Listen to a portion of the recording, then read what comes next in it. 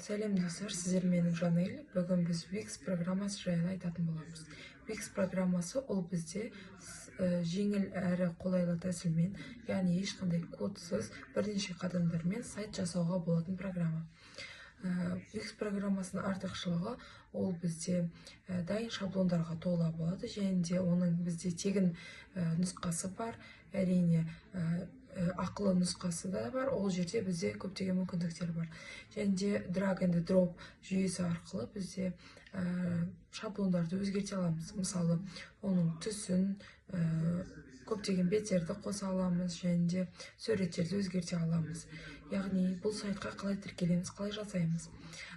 Ең алдымен Google-ға кіріп, wix.com деп жазамыз. Және де сол сайтқа кірген кезде ең алдымен аккаунт ашамыз. Аккаунт ашқаннан кейін біз ол жерде дайын шаблондарға кіріп, өзіміздің текстімізді өзгертіп, көптеген суреттерді алмастырып, түстерді алмастыруға болады, және де көптеген дайын жаңа беттер қосуға болады.